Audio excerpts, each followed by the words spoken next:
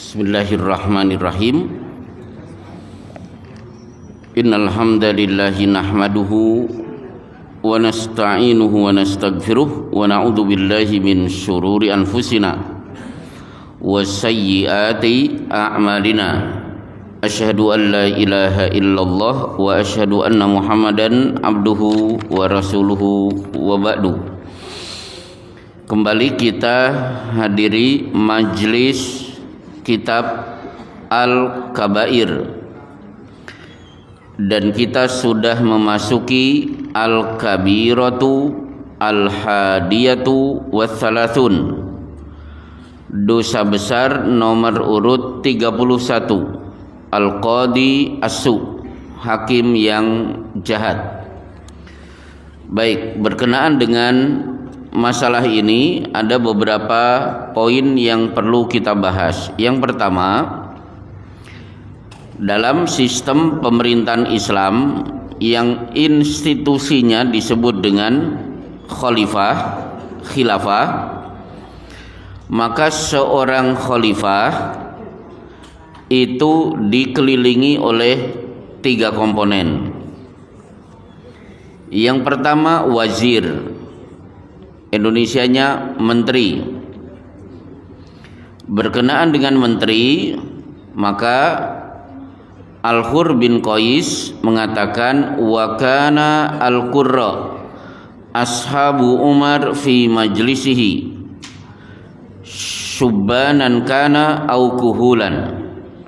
Menteri-menteri Umar bin Khattab itu mereka semua ahli Quran, dari kalangan yang sudah sepuh dan dari kalangan anak-anak muda. Berarti Umar bin Khattab dikelilingi menteri-menteri yang memiliki keahlian Quran, diambil dari yang sudah sepuh karena punya pengalaman, diambil anak-anak muda karena semangatnya luar biasa. Ini yang pertama. Kemudian ulama. Ulama inilah yang menuntun khalifah, menentukan halal dan haram, boleh atau tidak, ini menyimpang atau tidak, bid'ah atau sunnah, tauhid atau syirik, hak atau batil. Kemudian qadi. Nah, kalau qadi tugasnya adalah menentukan si A si B melakukan pelanggaran, perlu tidak dipotong tangannya, perlu tidak diberi hukuman kisos. Jadi penentu seseorang untuk mendapatkan hukuman inilah qadi.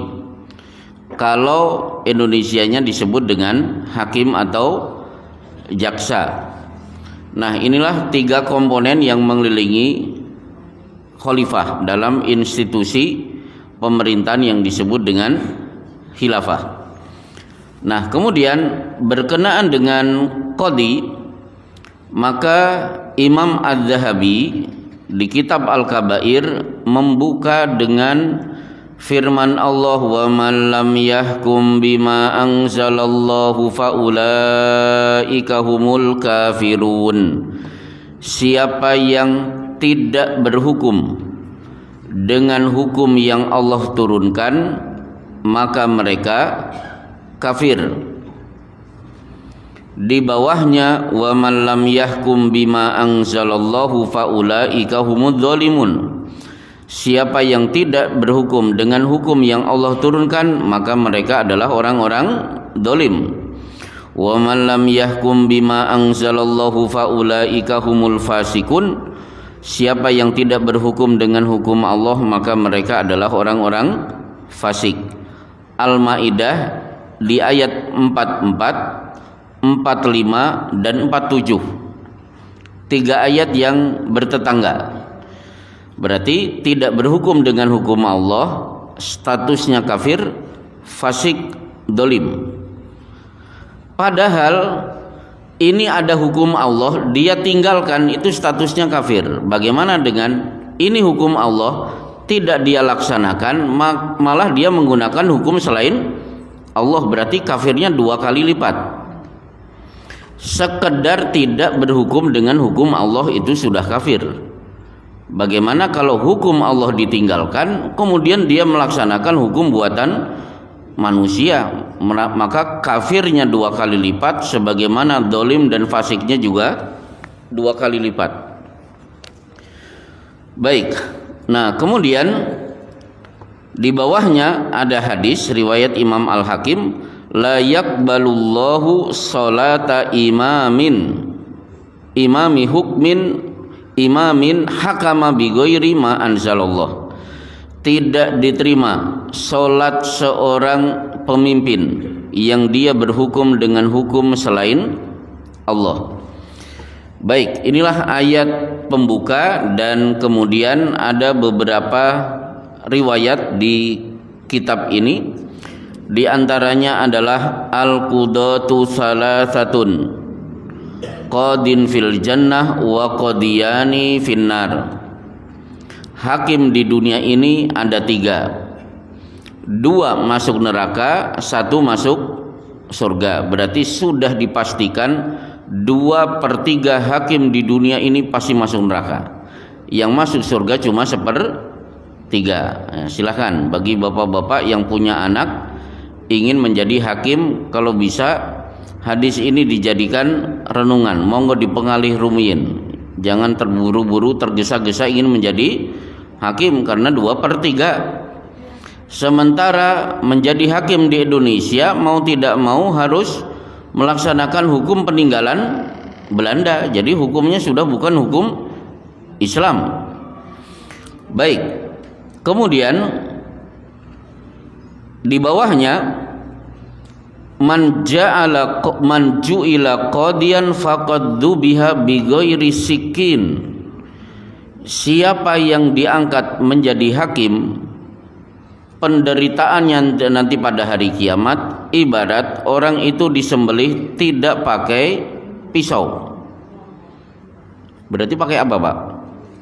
Kalau pakai pisau memang sakit, tapi kan cepat mati. Tapi ini disembelih tidak pakai pisau, mungkin lading-ladingan, maka betapa lama dia akan merasa tersiksa. Kemudian di bawahnya ada riwayat yan bagi lil qadi an yakuna yauman fil qada wa yauman fil buka ala nafsihi. Bagi seorang hakim kalau bisa punya jadwal, sehari memimpin sidang, sehari nangis. Nah, silakan kalau bisa seperti ini silakan jadi hakim. Hari Senin memimpin sidang, hari Selasa waktunya untuk nangis gerung-gerung, ini kira-kira kemarin keputusan saya benar atau tidak, daripada nangisnya ditunda pada hari kiamat. Kemudian di bawahnya awwalu man yud'a yaumal qiyamati ilal hisabi al-qadat. Orang yang pertama kali dipanggil oleh Allah untuk dihisab adalah para hakim. Kemudian di bawahnya yu'ta bil qadi al-adl yaumal qiyamati fayulqa min syiddatil hisabi ma yawaddu annahu lam yaqdi baina itsnaini fi tamratin. Nanti akan didatangkan hakim yang sangat adil. Jadi terkenal keadilannya ketika memimpin sidang itu di dunia. Begitu di hari kiamat dia akan disidang oleh Allah. Begitu beratnya pemeriksaan dari Allah, sampai-sampai dia bercita-cita, duh seandainya di dunia saya tidak sekalipun memimpin sidang, meskipun cuma sekali, meskipun cuma memimpin sengketa sebutir kurma. Jadi bercita-cita, duh seandainya saya tidak pernah memimpin sidang. Saking rekosonya hisab bagi para hakim. Kemudian di bawahnya ada hadis, ada riwayat Imam Makhul, ini ulama tabi'in. Lau khuyirtu bainal qada wa baina darbi unuki lakhtartu duriba unuki alal qada. Seandainya aku diberi pilihan dipenggal leher atau diangkat menjadi hakim, maka aku memilih untuk dipenggal leher. Ini kan betapa jabatan hakim itu sangat menakutkan. Maka di bawahnya ada riwayat, inni wajadtu a'lamun nasi asyadduhum harban minhu. Aku mendapatkan orang yang paling paham, paling mengerti, paling alim adalah orang yang paling takut untuk diangkat menjadi hakim. Maka bapak-bapak lihat, Imam Malik di penjara gara-gara tidak mau menerima jabatan hakim, termasuk Imam Hanafi, dan banyak ulama-ulama yang akhirnya dijebloskan ke penjara bukan karena melakukan tindakan pidana, tapi karena menolak jabatan sebagai hakim. Meskipun akhirnya ada juga ulama-ulama yang menerima, diantaranya penulis kitab Bulughul Maram, Imam Ibnu Hajar Al-Asqalani. Beliau ulama tapi beliau juga hakim. Baik. Nah, kemudian beberapa masalah yang perlu diketahui oleh para hakim. Di antaranya adalah di kitab Bulughul Maram ada beberapa hadis. Di antaranya, la yahkumu ahadukum baina ithnataini wa huwa ghadban. Tidak boleh memimpin persidangan untuk dua orang yang bersengketa sementara hakim dalam keadaan sedang marah. Misalnya di rumah, si hakim baru saja tengkar dengan istri, lempar-lemparan piring, dia tidak boleh ngantor. Pastikan pikirannya dalam keadaan dingin, bukan dalam keadaan panas, karena emosi dari rumah itu akan mempengaruhi jalannya persidangan. Sebagaimana Pak guru di sekolah kadang-kadang marah, ternyata dia membawa kemarahan dari rumah, baru saja bertengkar dengan istrinya. Sebagaimana pengalaman saya dijewer telinga saya juga bingung, ternyata bu guru itu baru saja tengkar dengan suami. Baik, kita lanjutkan. Kemudian Rasulullah juga bersabda, idza taqada baina thnataini fala taqdi lil awwali hatta yasma'a kalaman akhar. Innal khasmaini yaqudani baina yaday al-hakim. Apabila seorang hakim memimpin sidang dua orang yang bersengketa, tidak boleh memutuskan satu keputusan hukum kecuali dua pihak duduk bersama di ruang sidang dan dua-duanya didengarkan argumentasinya. Maka dulu Habib Rizik kan tidak mau disidang dengan cara apa? Dengan cara online, Zoom. Sementara penuntut ada di ruang sidang. Nah, Habib Rizik ada di penjara. Oh, nggak bisa. Dua-duanya harus ada di TKP. Kemudian Rasulullah juga mengingatkan, la'anallahu man awa muhditsan. Allah laknat orang yang melindungi pelaku kejahatan. Hadis ini bidikannya kepada para hakim, para aparat yang melindungi pelaku kejahatan, karena real, dan itu sudah bukan rahasia lagi. Betul terjadi sidang antara ada jaksa, ada penuntut umum, ada pengacara, pembela, ada hakimnya. Tapi sidang selesai, kemudian apa? Terjadi obrolan di luar sidang, ujung-ujungnya wani piro, dan itu bukan rahasia lagi. Maka orang-orang seperti ini terkena pasal la'anallahu man awa muhditsan. Allah laknat orang-orang yang melindungi pelaku kejahatan. Termasuk la'anallahu ar-rasi wal murtasi. Allah laknat orang yang nyogok dan yang disogok. Hadis ini berlaku bagi dalam dunia persidangan, karena sogok menyogok dalam dunia persidangan real terjadi di Indonesia, lumrah, dan itu bukan rahasia lagi. Termasuk yang paling penting adalah Rasulullah sallallahu alaihi wasallam bersabda, "Man halafa billahi falyasduq." Siapa yang bersumpah nama Allah yang disebut, falyasduq, pastikan dia betul-betul jujur, jangan berlindung di balik demi Allah untuk menutupi perbuatan jahat. Tapi kalimat berikutnya ini ditujukan kepada para aparat, ditujukan kepada para hakim. Man hulifa lahu billahi falyardo, wa man lam yardo falaisa minallah. Saya agak kesulitan menerjemahkan letterlet. Saya beri terjemahan yang umum. Man hulifa lahu billahi falyardo. Wahai para aparat, wahai para penegak hukum, wahai para hakim, kalau si tertuduh sudah mengucapkan demi Allah, jangan intimidasi, jangan disiksa, jangan dipaksa untuk menyampaikan pengakuan sebagaimana yang kalian inginkan. Demi Allah Pak Polisi, demi Allah Pak Hakim, saya tidak melakukan perbuatan itu. Maka orang ini falyardo, harus dilepas, tidak boleh dipaksa, diintimidasi, apalagi melakukan penyiksaan di luar batas perikemanusiaan.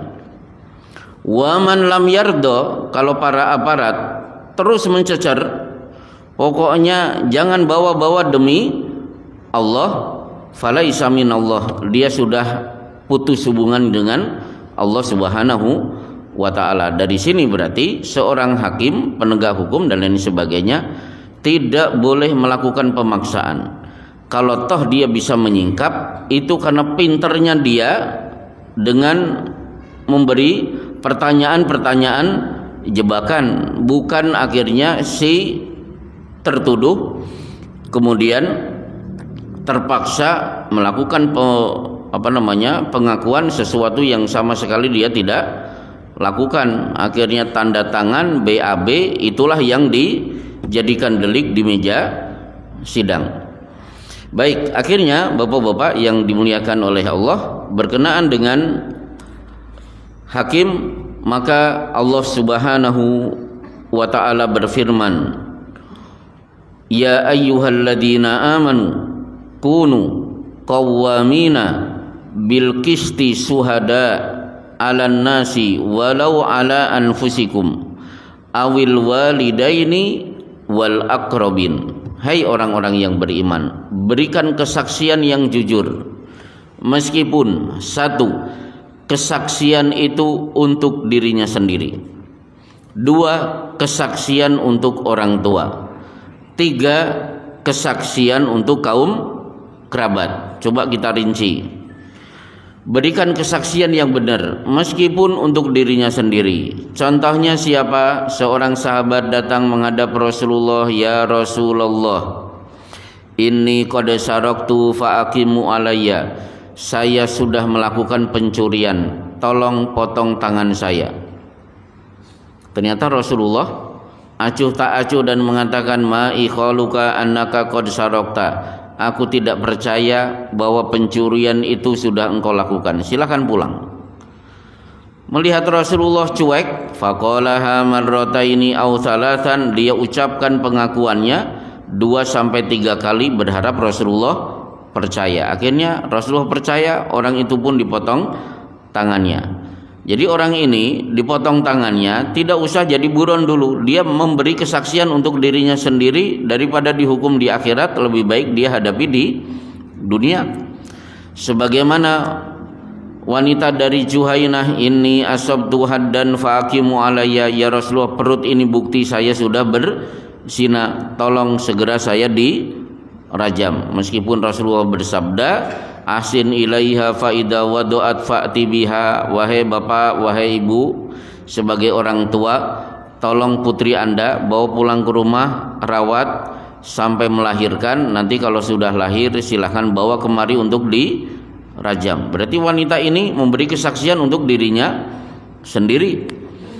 Kemudian Ma'is bin Malik pengakuannya sama tapi bahasanya berbeda. Inni zanaitu fa aqimtu alayya, saya sudah berzina, tolong segera saya dirajam. Atau memberi kesaksian kepada kedua orang tua, sebagaimana Abu Ubaidah Ibnul Jarrah ngasah pedang sebelum berangkat perang Badar. Dia bersumpah, perang Badar meletus, semua orang kafir pasti aku bunuh kecuali bapakku. Al-Jarrah dari Mekah ngasah pedang, berniat perang Badar meletus, semua orang beriman harus aku bunuh, yang mati nomor satu anakku di tanganku. Betul, terjadi peperangan, terjadi kejar-kejaran antara bapak dan anak. Si anak menghindar karena dia bapakku meskipun kafir. Si bapak nggak bisa, dia harus mati duluan di tanganku daripada yang lain. Tiba-tiba si anak mendapatkan ilham, ini adalah situasi perang. Akhirnya dia balik badan, dia hadapi bapaknya, hasilnya kepala bapaknya putus di tangan anaknya. Berarti dia memberikan kesaksian sesuai dengan yang diinginkan oleh Allah meskipun kepada kedua orang tuanya.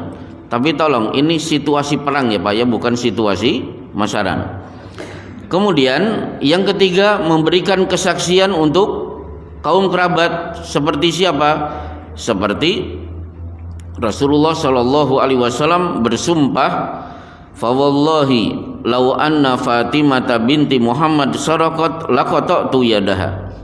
Demi Allah, kalau Fatimah anaknya Muhammad yang melakukan pencurian itu, aku sebagai ayah langsung turun tangan memotong tangannya. Berarti Rasulullah memberikan kesaksian yang jujur meskipun kepada kaum kerabatnya sendiri.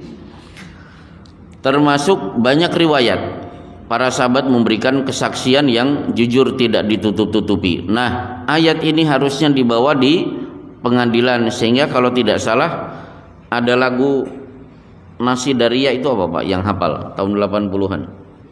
Pokoknya bapaknya penuntut umum, kemudian pokoknya itulah, nanti lihat di YouTube. Jadi intinya, meskipun yang disidang itu bapaknya sendiri, anaknya sendiri, jaksanya Pak Le, kemudian penuntut umum keponakan, hakimnya adalah anaknya sendiri, tidak ada tedeng aling-aling. Hak harus dikatakan hak, batil harus dikatakan batil.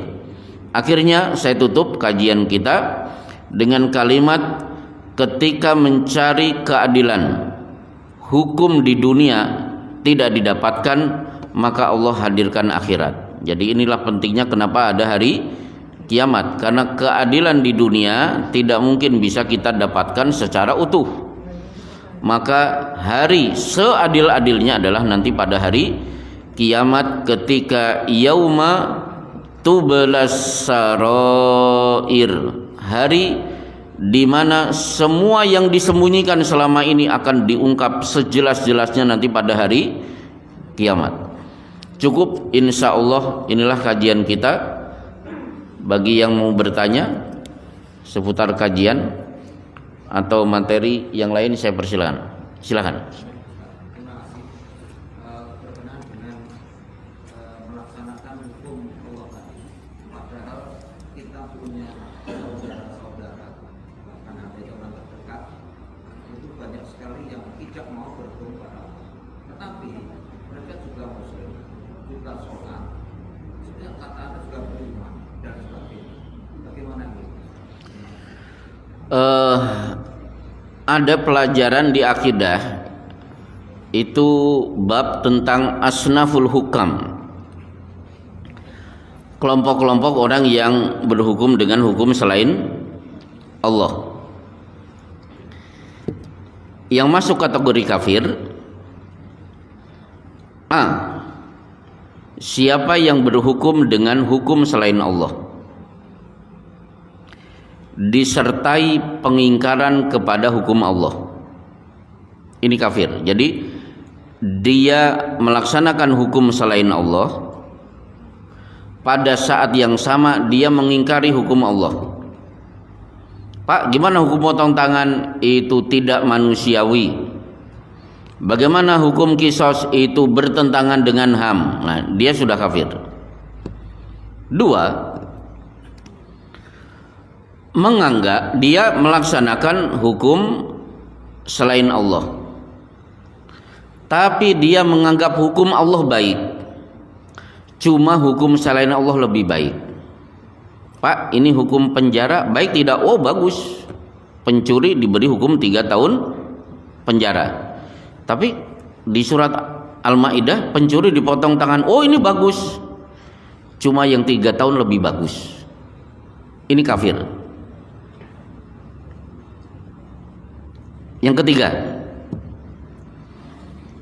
meyakini hukum penjara 3 tahun, hukum potong tangan sama baiknya. Terserah, ini baik, ini juga baik. Ini juga jas buka ikat belangkon, sama juga sami mawon, kedudukannya sama dengan yang posisi kedua dan ke-1. Yang benar adalah tetap waman afa hukmal jahiliyati yabghun waman ahsanu minallahi hukmal liqaumi yuqinun. Apakah kalian bela itu hukum jahiliyah? Siapa hukum yang lebih baik dibanding hukum yang Allah tetapkan? Nah, cuma karena situasi dan kondisi kita tidak bisa melaksanakan hukum Allah. Jadi yang benar adalah pokoknya hukum potong tangan ini yang baik, yang itu jelek. Kenapa ini terlaksana di negeri kita? Ya mana tahan, kita berada di satu sistem yang menyebabkan hukum Islam tidak bisa berlaku. Hukum Islam di Indonesia itu kan terhina sebenarnya. Misalnya tokoh-tokoh umat Islam rapat merancang hukum Islam, diajukan ke DPR, oleh DPR didiskusikan, dirapatkan, kemudian di voting. Ini sebenarnya penghinaan. Ini bumi milik Allah, tapi hukum Allah akan terlaksana harus minta izin kepada anggota DPR yang sering bolos, yang sering ngantuk, yang ujung-ujungnya banyak tersandung korupsi. Itu kan kurang ajar sebenarnya. Hukum Allah minta izin, boleh tidak dilaksanakan, padahal mereka sedang tinggal di bumi Allah. Nah, sekarang kita banding-bandingkan hukum Islam dan hukum penjara. Karena saya berpengalaman 3 tahun masuk keluar penjara ketika ngisi di LP Cipinang dan LP-LP lain. Coba, memangnya wajah saya wajah Nabi, Pak?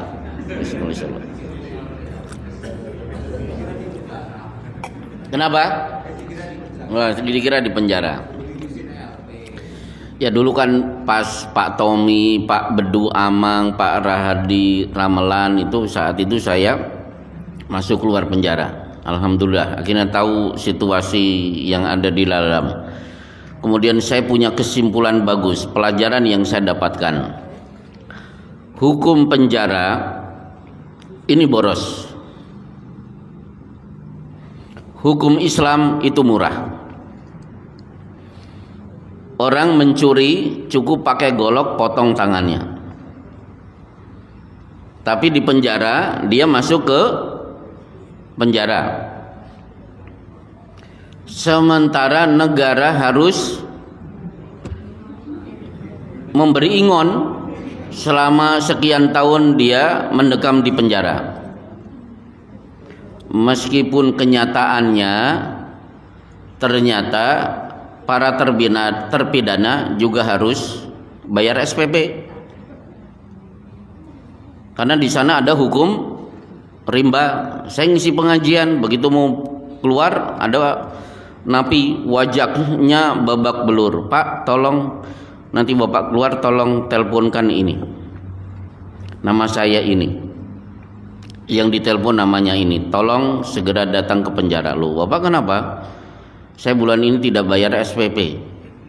Akhirnya muka saya babak belur. Ternyata ya SPP itu dikumpulkan ketua napi. Nah ketua napi akhirnya tahu sendirilah, nggak usah saya lanjutkan.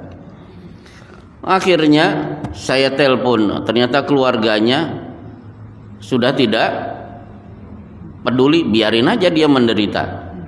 Baik, itu satu. Yang kedua, hukum Islam itu cepat, cukup potong tangan selesai. Kalau ini kan harus 3 tahun, mungkin 4 tahun, 5 tahun. Yang ketiga, hukum Islam menimbulkan efek jera. Karena potong tangan, eksekusi mati dan lain sebagainya dalam hukum Islam, wal yashhad ta'ifatun minal mu'minin, harus disaksikan oleh sekelompok kaum beriman dan boleh ditonton sebagaimana di Masjid Qisas. Pemenggalan leher siapapun gratis, silahkan bisa nonton dan itu menimbulkan efek jera. Tapi kalau penjara tidak menimbulkan efek jera. Kenapa? Napi junior nanti akan ketemu napi senior dan di sana ada daurah, Pak. Apa daurah? Dilatih cara nyongkel, cara wes pokoknya hebat. Otomatis napi junior ketika keluar nalurinya apa? Ingin mempraktekkan ilmu yang dia dapatkan dari napi senior dan itu tidak menimbulkan efek jera. Beda dengan hukum Islam. Baik, kalau bisa tanyanya juga jangan masalah hukum karena ini kan di syuting. Nanti saya kena undang-undang apa ini namanya. Iya. Tapi kan udah jelas. Silahkan. Terus kalau kelanjutannya tadi, Ya. Bismillah. masihkah kita menganggap saudara atau adik orang kita yang menganggap muslim tadi dianggap sudah kita menerima atau kafir sesuai dengan Al-Maidah ayat 44. Baik. Itu urusan hati, Pak. Kita tidak tahu hati dia. Dan harus kita ketahui yang berhak menentukan kafir atau tidak itu qadhi. Jadi gini, ulama tugasnya mengatakan ini halal atau haram, ini pemahaman menyimpang atau pemahaman tidak menyimpang, ini benar atau salah. Tugas memvonis ini qadhi. Bisa paham ya? Untuk memvonis dia kafir itu qadhi. Maka saya bukan ulama. Status saya apa? Ustadz paling pol. Belum ulama. Nah, ulama saja tidak punya wewenang memvonis kafir karena itu di tangan qadhi. Maka berkenaan dengan sikap terhadap hukum Islam itu faktor hati. Kalau hatinya mengatakan hukum Islam itu tidak baik, hukum Islam itu baik, cuma ini lebih baik, itu kafir. Tapi mengenai hati dia seperti itu atau tidak kan kita tidak tahu. Itu urusan Allah Subhanahu wa ta'ala. Dan kita jangan sampai terpancing untuk masuk kelompok JKKI, Jamaah Kopar Kafir Indonesia. Sedikit-sedikit kafir, sedikit-sedikit kafir. Saya hanya memberikan kaidah yang begini kafir. Nah, dia kafir tidak? Ya saya nggak tahu. Itu urusan hati dia. Baik. Ada lagi yang lain. Pertanyaan kedua. Masih ada waktu 7 menit. Silakan di luar materi. Ini lagi musim hujan, tolong dikasih ramburan tentang jamak motor. Hujan, jamak motor. Ya. Baik. Bagaimana tolong bisa melakukan jamak motor? Baik, jamak dan qasar. Bapak mengqasar itu karena safar. Ya, silahkan mengqasar surat, alasannya karena sedang bepergian. Jamak itu bukan karena bepergian, tapi karena situasi dan kondisi. Meskipun dia tidak bersafar, dia diperkenankan untuk menjamak sholat. Contohnya rijalul atfa, tim pemadam kebakaran. Teman saya itu nyemprot bisa sampai 5 jam kasus kebakaran. Padahal dia lahir di Bekasi, rumahnya di Bekasi, tugasnya juga di Bekasi. Saya tanya, Anda suka menjamak? Oh, udah otomatis, mau tidak mau. Kemudian dokter tim bedah jantung misalnya. Saya kemarin umrah bareng dokter bedah jantung. Bapak membedah bisa berapa jam? Oh, bisa 4 sampai 5 jam. Berarti Bapak sering jamak? Oh, harus, kata beliau. Saya sampaikan, itu benar. Silakan Bapak jamak. Kemudian yang ketiga, orang yang sakit dengan sudah parah harus berada di atas tempat tidur. Dia berhak untuk menjamak meskipun sebagian ulama menganjurkan ikuti cara jamaknya Hamnah binti Jahsy. Caranya apa? Salat duhur ditunaikan menjelang adzan asar. Misalnya asar jam berapa? Jam 3. Duhurnya kapan? Jam 3 kurang 5 menit. Sehingga begitu selesai sholat duhur langsung manjing waktu asar, langsung dia lanjutkan dengan sholat asar. Seperti orang yang harus pakai pampers terus, itu bisa melakukannya seperti itu. Duhur diundur, asar diajukan. Nanti maghrib diundur menjelang isya ditunaikan tepat waktu. Kemudian termasuk menjamak ketika hujan turun. Coba kita samakan dengan situasi pada masa Rasulullah Shallallahu Alaihi Wasallam. Para sahabat itu ketika pulang dari masjid,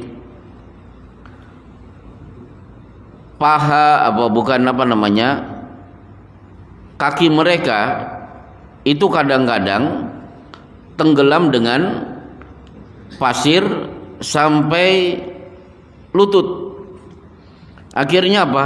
Berarti ilatnya apa? Masyakoh. Masyakoh itu beratnya perjalanan pulang balik dari masjid ke rumah, kemudian dari rumah ke masjid. Sementara situasi masaran, jalan sudah aspal. Kemudian apa? Ada listrik lagi. Jadi jamak untuk hujan itu tidak cocok karena tidak bisa disamakan dengan situasi pada masa Rasulullah Shallallahu Alaihi Wasallam ditinjau dari segi masyakoh, beratnya pelaksanaan. Nah, itu bisa kita lakukan jamak mator. Saya berpengalaman karena saya di Bekasi. Perumahan saya kan perumahan bebas banjir, karena banjir bebas keluar masuk. Selama 25 tahun 7 kali banjir 1,5 meter. Baju terbatas. Akhirnya apa? Bagi korban banjir yang ngungsi di masjid, maka kita tetapkan untuk menjamak duhur dan asar. Duhur 4, asar juga 4. Begitu mendengar di Masjid Al-Hidayah tempat kami dijamak, akhirnya yang tidak kena banjir ikut-ikutan menjamak sholat. Itu kan ya nggak pas juga. Kami tahu situasi berat kalau sholat duhur nanti sholat asar sholat lagi, sementara situasi banjir seperti itu. Baik, terakhir silahkan masalah fikih sebelum ditutup. Cukup, alhamdulillah. Kalau tidak ada ya hujan tadi berkenaan hujan, tapi kita mendapatkan rusuh atau apa tidak jamak di masjid, itu bagaimana? Kita dalam sholat di rumah. Oh ya, silakan sholat di rumah. Baik. Ada satu kisah, Pak. Ada mbah-mbah. Hujan deras, keluar rumah. Cucunya mengingatkan, "Mbah, ampun ke masjid. Ini hujan," kata mbah, "ada payung."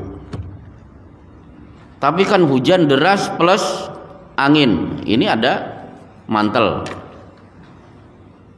Tapi kan jalannya lunyu, licin. Ini ada tongkat, kata si mbahnya. Tapi saya tetap khawatir, mbah nanti jatuh. Kalau kamu khawatir, tuntun mbah sampai masjid. Wah, itu kan jos sekali ya. Ada tidak mbah-mbah seperti ini? Harusnya putunya yang harus malu. Baik. Nah, sekarang betul sallu fi buyutikum atau ala sallu fir rihal, menggantikan lafaz hayya 'alas shalah diganti dengan sallu fi buyutikum, salatlah di rumah kalian, atau ala sallu fir rihal, silahkan salat di tempat tinggal kalian masing-masing. Itu kalau hujannya menyebabkan orang kesulitan untuk datang ke masjid.